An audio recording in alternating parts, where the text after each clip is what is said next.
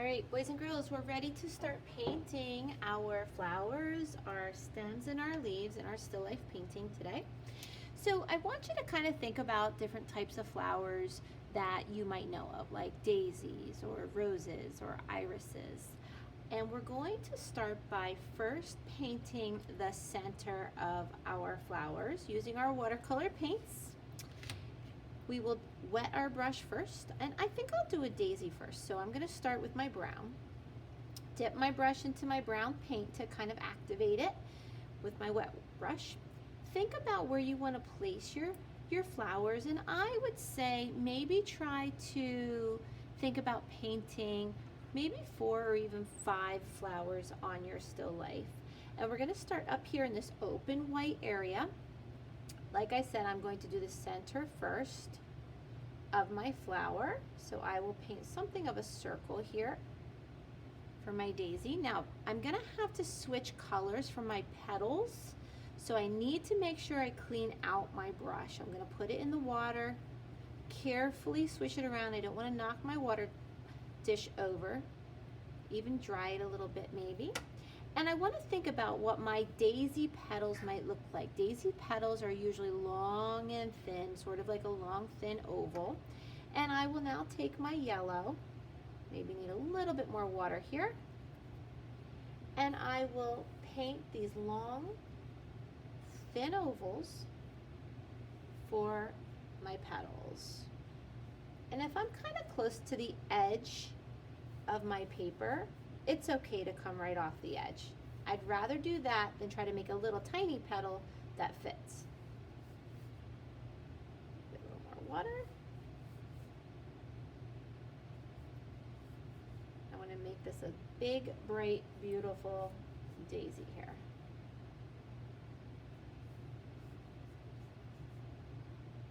Maybe I'll sneak another petal in here.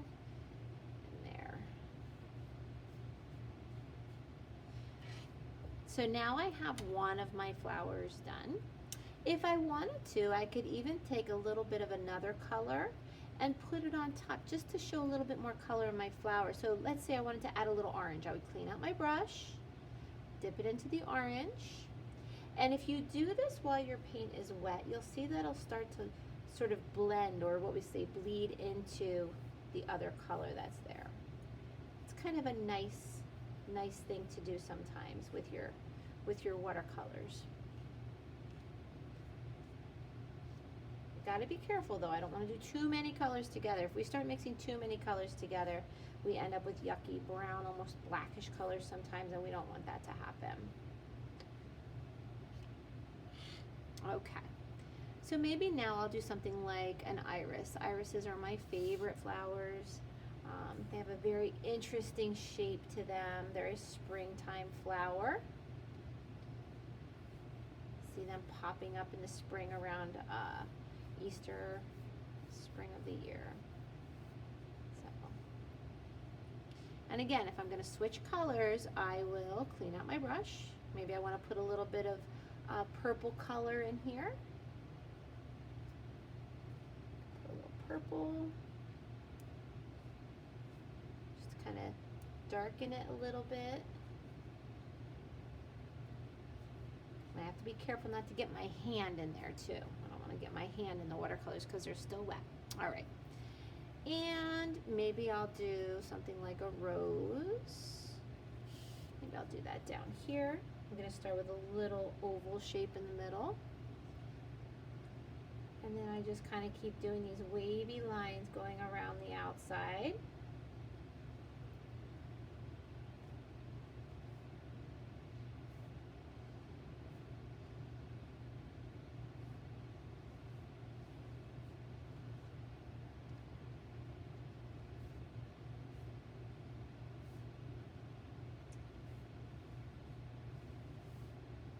And then once this would dry a little bit, I could put a little bit more color in there, but I'll let that dry there.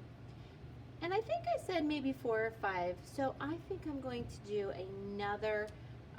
another daisy. I'll do that down here, but I'm going to change the color of it a little bit. I'm going to make a yellow center, and I'm going to put it right over here.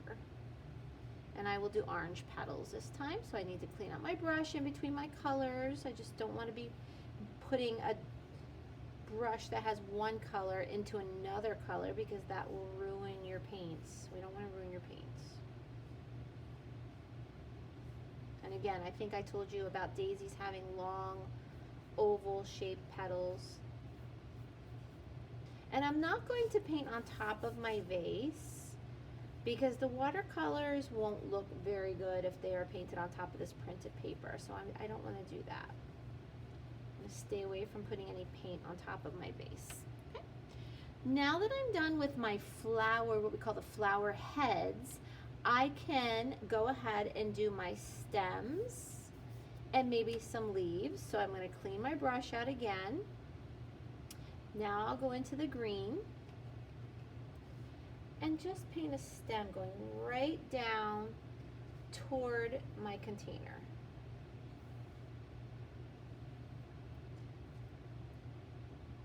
I can add some leaves on there. Since this is a rose, maybe I'll put some little thorns on there.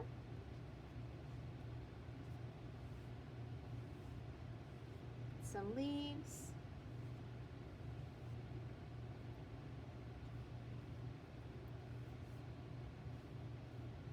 And I might even put some little vines on there. They can come down and around.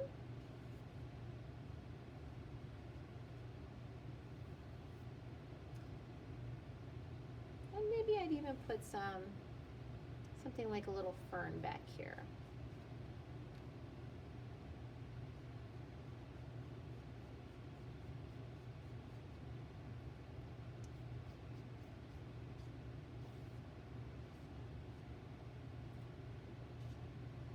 If I wanted to, I could even put a little bit of yellow on there, just to kind of get another variation of a yellowish green.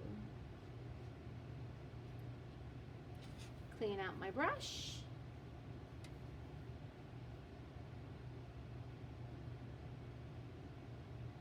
And we're done for today.